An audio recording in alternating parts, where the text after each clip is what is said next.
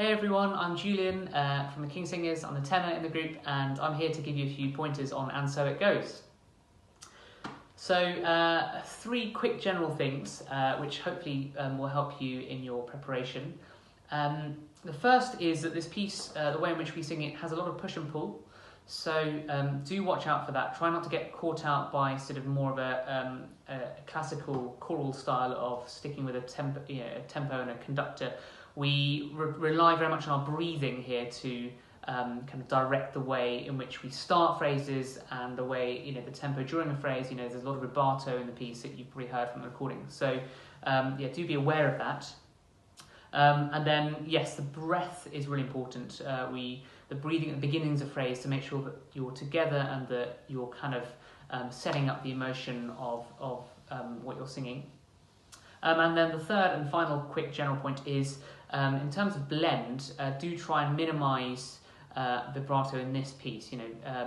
I think it's important to try and hopefully as all the voices come together, we'll have a nice blended sound, so do be aware of that. So, a few specific things. If we just go through the score together, bar 9, so I'm thinking about the tenors here. So, yes, you can see that this phrase, in fact, a lot of the choir 2 part has these kind of long sustained lines. So, make sure you're taking a nice big breath at the beginning of each phrase in a kind of gentle way. You don't want to be sort of having too much tension in a big breath, but just a nice relaxed long build up to a breath and then coming in. And then because the lines are long, do not be afraid to sneak breaths here and there if you need to. Generally in the staggering, obviously you won't have the opportunity to kind of tag team with your partner, with the person standing next to you, because obviously you're recording this in isolation. But yeah, just try and be discreet with breaths, and always better to top up breath in order to keep a nice sustained line from when you're singing. If you then go to bar 20, a classic problem here is that bar 20 starts late in the second choir part. Partly because perhaps you're getting carried away listening to the solo part in Nick's part and the baritone part, which comes before it. So when you hear "and so it goes," you should already be breathing at this point, ready to come in with a nice full tank of oxygen for that phrase from bar 20.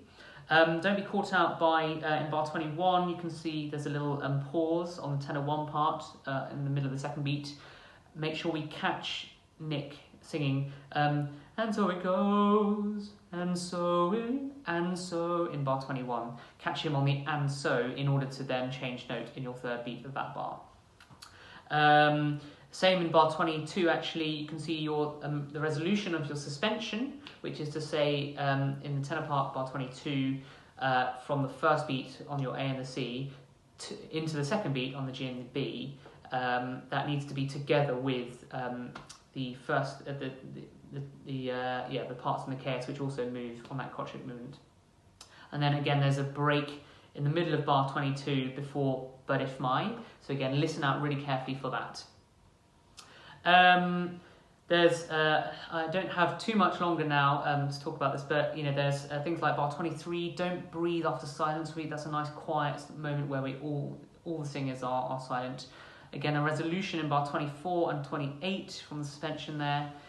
Don't milk those too much, tenors. I know you have a tendency to do that. Do take a quaver off in bar 26 on mistake to breathe there. And skipping ahead now,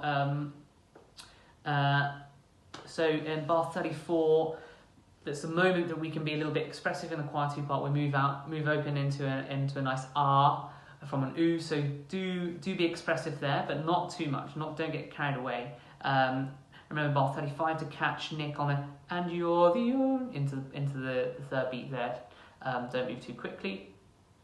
In bar 40, make sure you're tanking up before you coming in halfway through the third beat on the oo. Nice early breath. Don't get caught out. There is in fact either a typo or what should be a slow note tie. The end of bar 41, you can see in the first tenor part from the last beat from the B to the C into bar 42. That's a change of note there, not a tie, which would indicate a same note. So do watch out for that.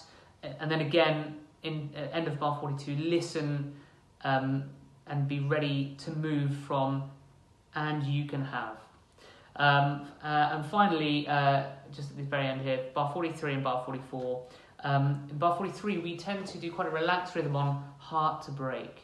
We do it in quite a spoken style, so it's not heart to break as if you were, doing a sort of typical choral piece. Just listen to the way, hopefully relaxed way in which you're hearing it. You can have this heart to break, and then a nice gentle K at the correct moment in bar 44. It's a long note. Break. There we go.